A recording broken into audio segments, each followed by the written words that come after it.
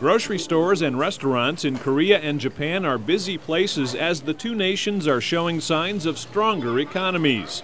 Tapping into renewed consumer demand, the U.S. Meat Export Federation, with help from beef checkoff dollars, continues an aggressive consumer marketing campaign for U.S. beef. There are consumers here tasting the samples and buying the beef. We've been watching it happen here. This is the second store today, and this is a great example of the value of the beef checkoff in the United States selling U.S. beef here in Tokyo, Japan.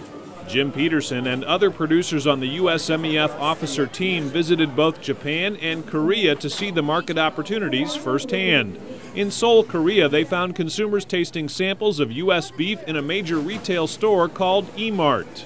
Actually, E-Mart is the #1 leading stores in Korean market, and it's very important to find a successful partner to be successful in this market.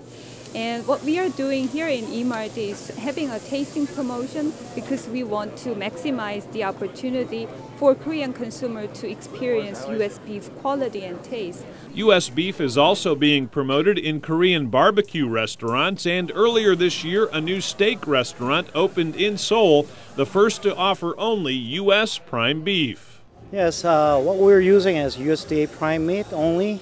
Actually, I'm the steak lover, and the thing is in Korea, Seoul, that I haven't tasted the best steak yet, so I just decided to, why not? I make my own, so I can eat steak every night.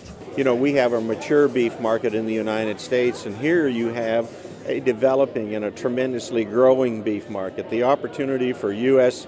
beef checkoff dollars, in my mind, right now is in the international marketplace. So far in 2009, the value of U.S. beef exports to Korea is up 79%, with Japan up 21% from a year ago.